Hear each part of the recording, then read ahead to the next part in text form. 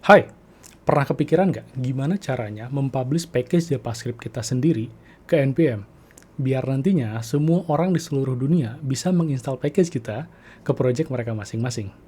Penasaran? Mari kita bahas.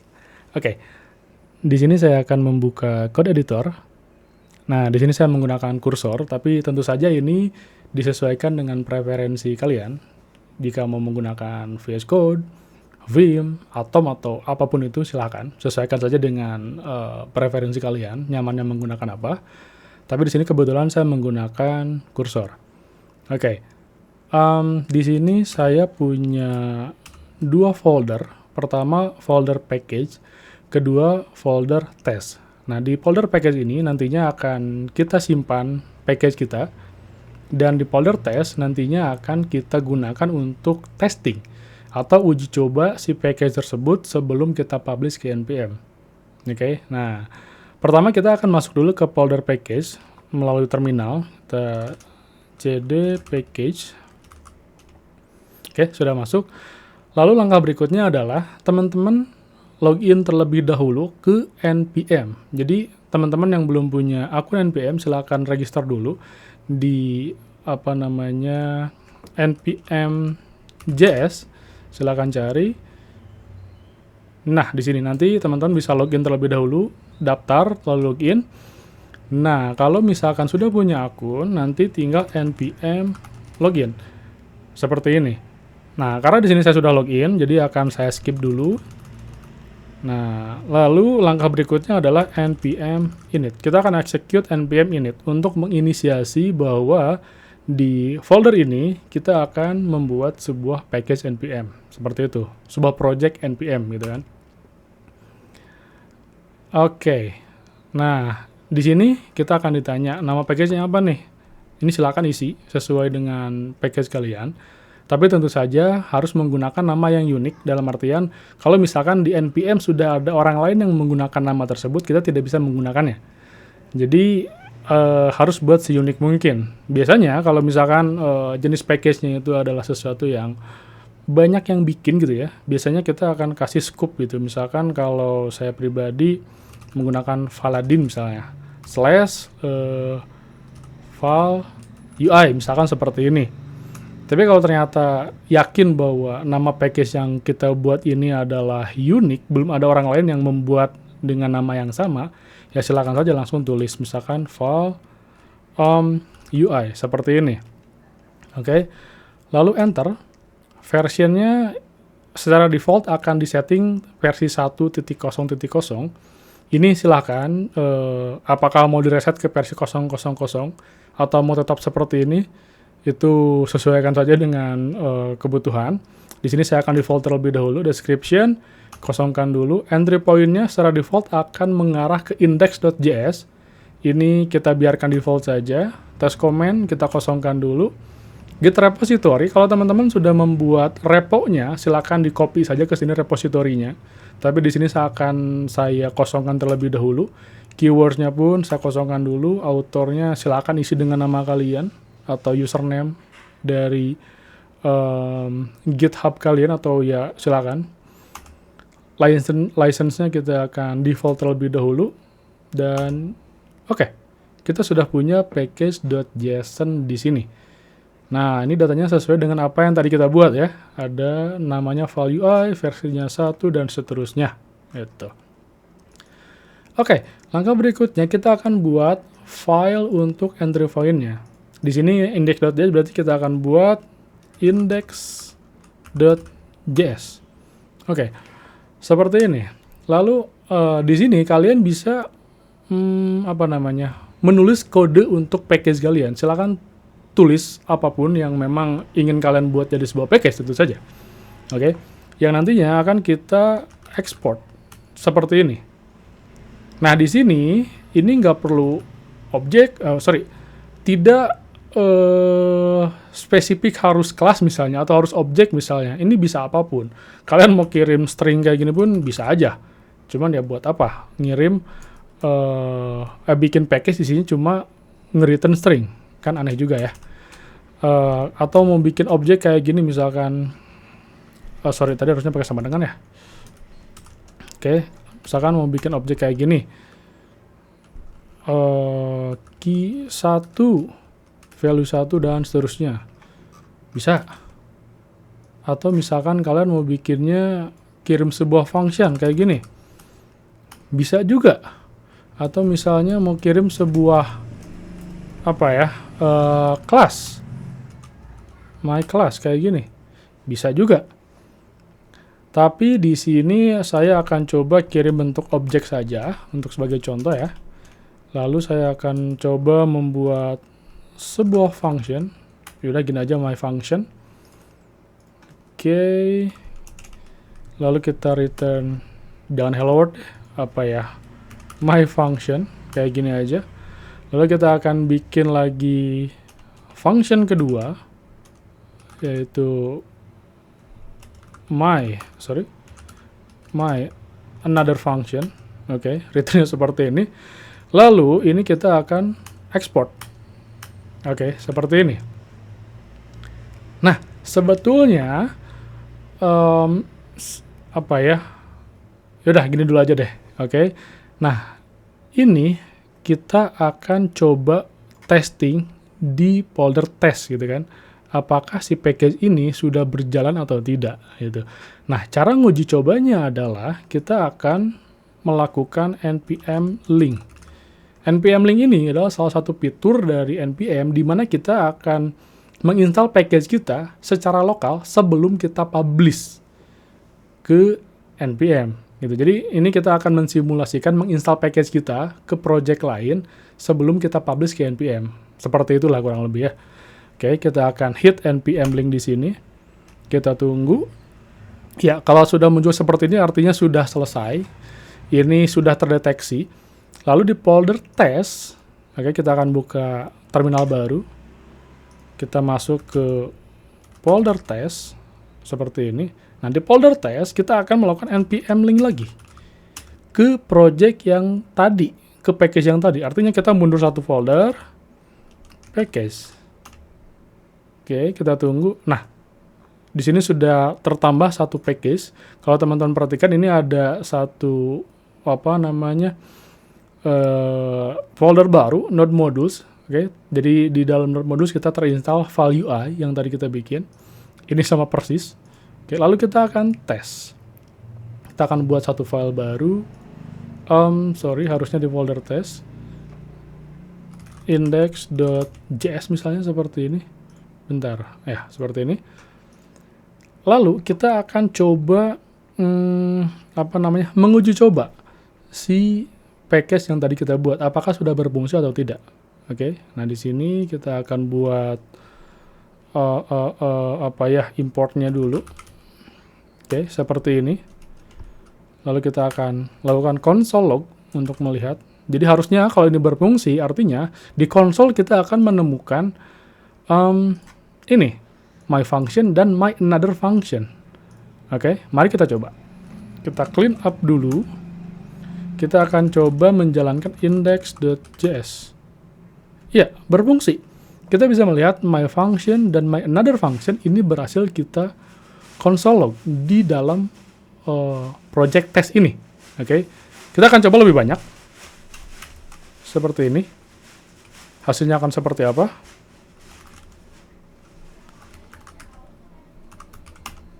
Ya, muncul 4 log.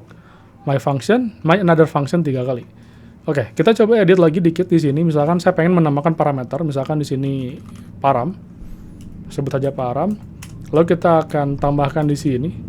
Oke, kita coba kasih defaultnya default. Oke, kayak gini. Kita coba. Lalu di sini kita akan pasangkan tes 1. Di sini tes 2, dan yang ketiga kita kosongkan. Kita akan coba lagi, node spasi index.js, dan ya, sudah muncul. Artinya, package yang kita buat tadi sudah berfungsi dengan baik. Nah, setelah kita yakin bahwa package yang kita buat ini sudah berfungsi dengan baik, artinya kita bisa mempublish ini ke npm. Oke, kita akan kembali ke package, folder package di sini. Langkah berikutnya adalah kita tinggal langsung aja mengetik npm spasi publish enter, maka dia akan melakukan publish. Dia akan mempublish package kita ke NPM. Nah, kalau sudah muncul seperti ini, artinya ini sudah sukses. Kita akan cek ke NPM. Kita coba lihat apakah package saya sudah terpublish dengan baik atau tidak. Saya coba login dulu. Oke, mungkin di sini akan saya skip. Oke, saya kembali. Jadi tadi saya potong dulu videonya, dan di sini saya sudah berhasil login ke NPM. Dan kalau misalkan saya melihat ke bagian package, ini akan muncul file UI yang tadi kita publish. Ini saya uji coba sebelumnya. Nah, ini yang tadi kita publish. Kita coba lihat. Nah, di sini bagian code. Nah, ini kode yang tadi kita bikin. Nah, persis seperti ini bukan? Oke, saya coba zoom mungkin biar kelihatan. Nah, selesai. Sebetulnya hanya seperti itu saja cara mempublish package JavaScript kita sendiri ke NPM. Kalau sudah seperti ini, nantinya semua orang di seluruh dunia, siapapun itu, bisa menginstal package kita ke project mereka masing-masing dengan cara seperti ini, npm install file UI, atau misalkan pakaian yarn add file UI, sama aja. Bisa. Seperti itu, tinggal nanti ya isi package-nya mau seperti apa ya disesuaikan saja dengan kebutuhan teman-teman semua, gitu kan. Nah, kayak kembali ke sini, sebetulnya sampai sini sudah selesai, teman-teman sudah berhasil membuat package kalian sendiri, lalu sudah berhasil mempublishnya ke NPM. Yang seperti tadi saya bilang, kalau sudah selesai seperti tadi, artinya semua orang, siapapun bisa menginstal package kita ke project mereka masing-masing. Namun di sini saya akan ngasih informasi tambahan yang saya rasa ini cukup bermanfaat. Jadi,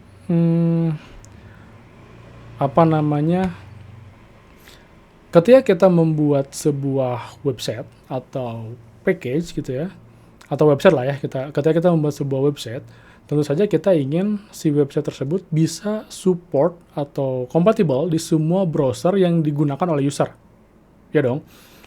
Namun ada satu masalah.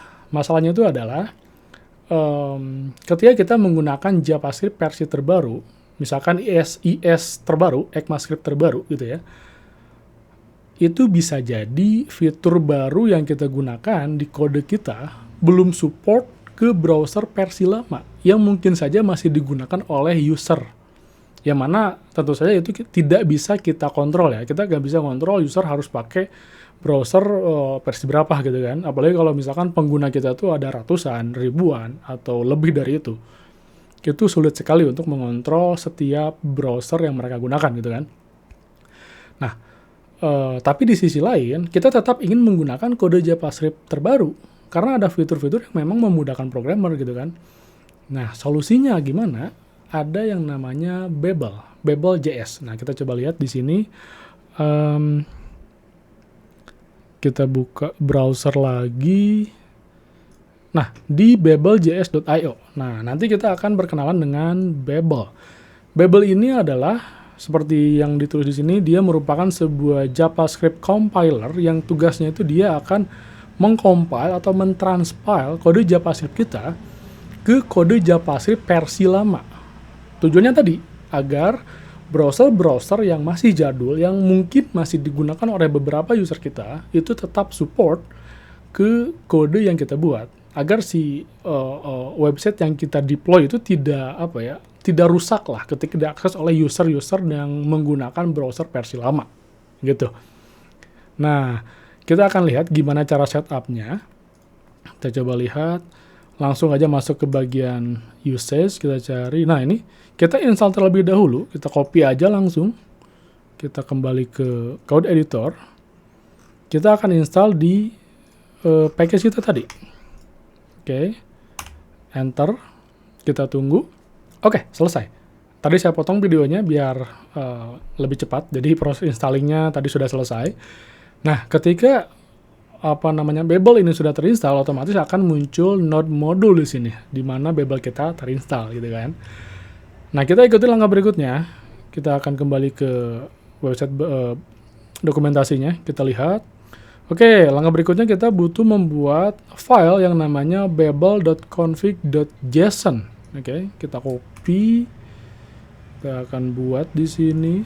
Sorry, bukan di situ. Kita akan buat di dalam directory package. Kita akan buat babel.config.json seperti ini. Lalu kita akan copy konfigurasi yang tadi. Kita akan copy aja konfigurasi defaultnya. Seperti ini.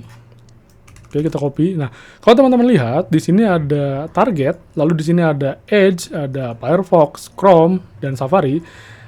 Nah, di sebelah sini itu adalah versinya. Jadi kalau misalkan kita pengen menargetkan agar kode JavaScript kita support di Edge versi 17, tinggal tulis 17.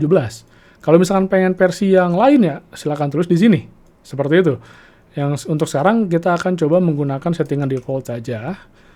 Oke, yang artinya kode JavaScript kita nantinya akan support ke Edge versi 17, Firefox versi 60, dan seterusnya, gitu ya. Oke, kita akan copy ke sini. Sudah masuk, kita save. Kita cek lagi langkah berikutnya apa. Oke. Oh, ini kalau misalkan menggunakan Babel versi lama, kodenya seperti ini, tapi kita akan menggunakan yang ini karena kita tentu saja tadi install versi terbaru. Langkah ketiga adalah, oke, ini kita perlu mengeksekut kode ini di terminal agar proses transpilingnya bisa berlangsung. Tapi di sini saya akan menggunakan yang npx saja. Kita copy. Kita copy segini deh. Kita copy, kita pindah ke kursor. Lalu di bagian package.json kita akan buat build di dalam script ya. Build. Oke, dia sudah dibantu oleh kursor. Sorry. Kok hilang? Nah, kayak gini. Benar nggak sih? Kita coba lihat.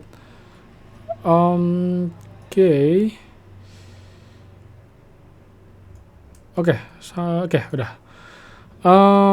Ini nantinya akan mengcompile atau mentranspile kode kita ke dalam folder lib dari folder src. Karena di sini kita belum punya folder src, mari kita buat dulu folder src-nya di sini. Src ini singkatan dari source gitu ya. Biasanya kalau package kita akan menyimpan si source code kita itu di folder src gitu ya. Lalu lib ini nantinya akan tempat di mana hasil compile-nya. Sebenarnya bisa lib, bisa dis. Ini sama aja. Oke, mungkin di sini saya akan menggunakan dis. Di sini singkatan dari distribute atau distribution, yang mana nanti hasil compile dari kode kita akan disimpan di dalam dis gitu ya. Kita buat dulu folder dis-nya di sini. Oke, selesai. Langkah berikutnya adalah kita akan memindahkan kode ini ke dalam src, gitu ya. Dalam src kita akan buat index.js di sini. Oke. Lalu ini akan kita pindahkan ke sini. Oke. Akan tetapi entry point kita kan di sini di settingnya index.js yang di luar ya, bukan dalam src. Nah, ini harus kita pindahkan. Kita pindahkan ke mana? Ke index.js yang ada dalam folder dis. Kenapa pindahkannya ke index yang ada dalam dis? Karena nanti kode yang akan kita gunakan adalah kode yang telah di-compile atau di-transpile ke dalam folder dis. Gitu ya. Jadi nantinya di dalam index, saya ralat, entry point-nya tetap ke sini, tapi di sini kita akan menargetkan dis. Nah, seperti ini. Ini dibantu sama kursor untuk menulis kode ini. Ini sangat praktis sekali. Oke. Nah, bagaimana cara kita mendapatkan ini? Ya, kita tadi menggunakan ini. Oke, kita coba saja. Kita akan melakukan npm build di sini. Kalau npm kita harus menggunakan run. npm run build. Kita coba. Oke, kita tunggu sebentar.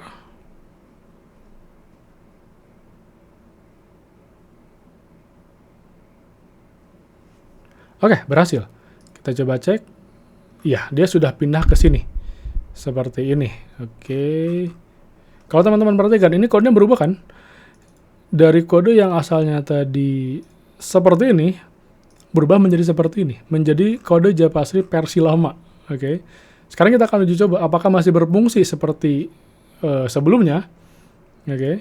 Kita akan coba di sini di folder test, kita akan coba jalankan ulang node spasi index.js. Ya, masih berfungsi. Oke. Kalau misalkan kodenya seperti ini kan sangat sederhana ya, masih belum benar-benar kelihatan perubahannya. Memang di sini udah berubah, tapi nggak begitu signifikan. Kita akan coba ganti di sini. Apa ya? Misalkan saya mau bikin konstanta my object misalkan. Nah, kayak gini misalkan. Terus di sini jangan situ deh, address gitu ya.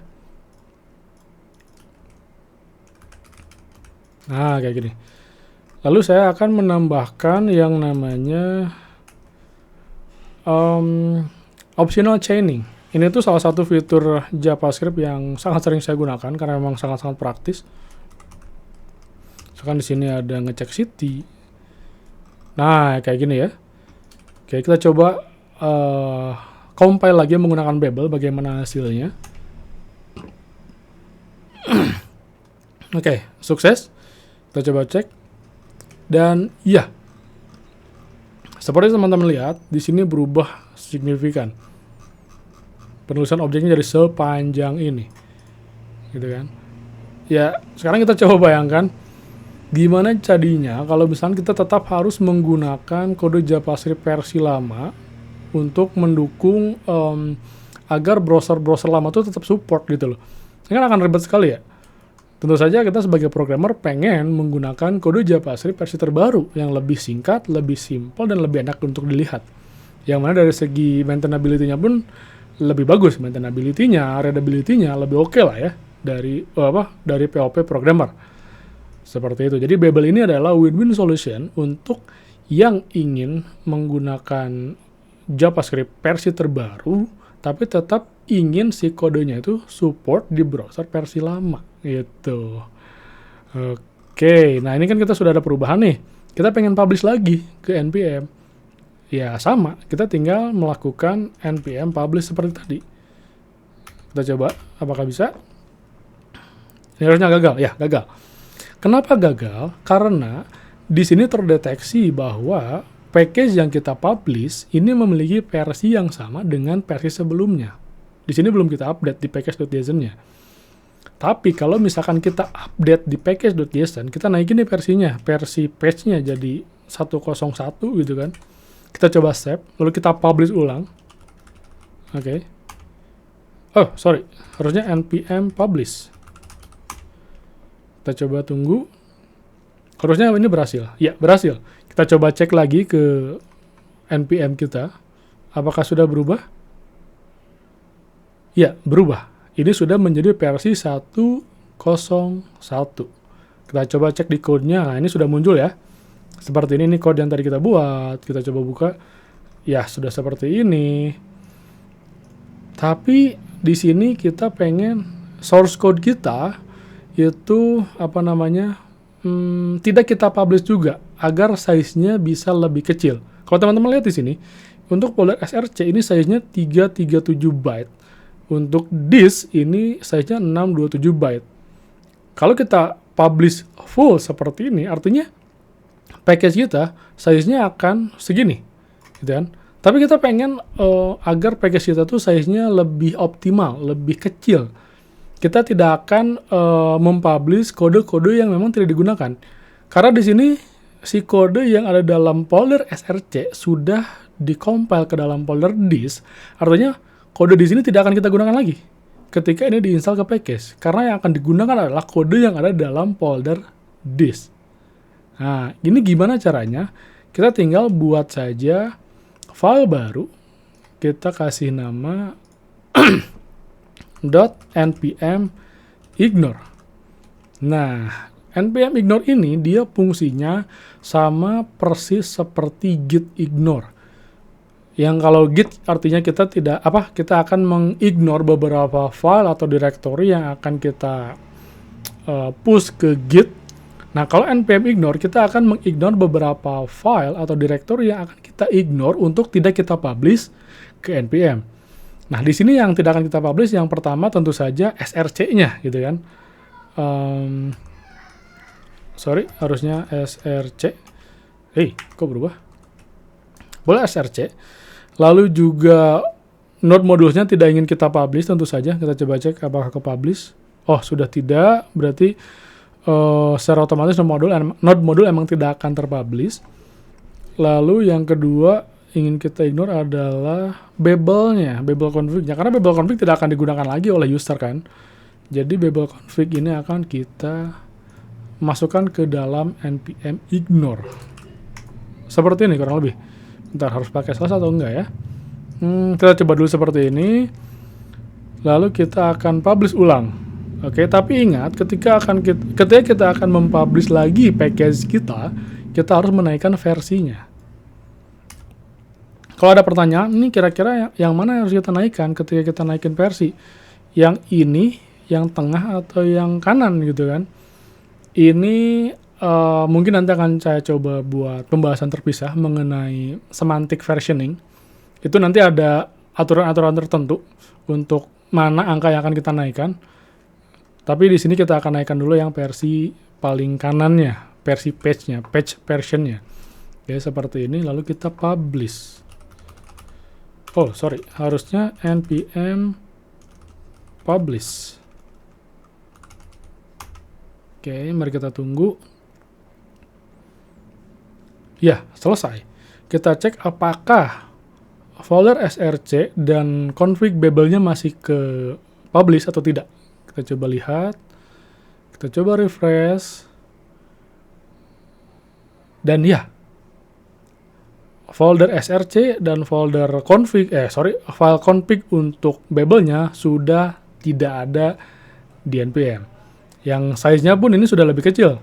Ini kita coba bandingkan dengan versi yang lebih lama ya. Kita lihat tadi ini ada 3 versi. Oke, ini versi sebelumnya kita di 1,66 kilobyte. Sedangkan di versi yang terakhir kita update, ini di 1,04 kilobyte. Emang perbandingannya kecil ya, karena memang kode yang kita buat pun baru segitu, baru sedikit. Nah, ini kalau misalkan kode yang teman-teman buat itu sudah banyak banget, sudah panjang banget, ini akan sangat membantu mengoptimasi performa dari package kalian. Seperti itu. Nanti di sini bisa juga ditambahkan untuk uglify dan lain sebagainya itu silakan sesuaikan dengan kebutuhan masing-masing. Seperti itu. Oke, saya rasa video kali ini cukup sampai di sini. Jadi teman-teman di sini sudah belajar bagaimana cara membuat package JavaScript kalian sendiri, mempublishnya ke npm, mengupdate-nya, dan juga kita sudah belajar gimana cara mengcompile-nya sebelum kita publish package tersebut ke npm. Seperti itu. Semoga bermanfaat dan sampai jumpa di video berikutnya. Thank you.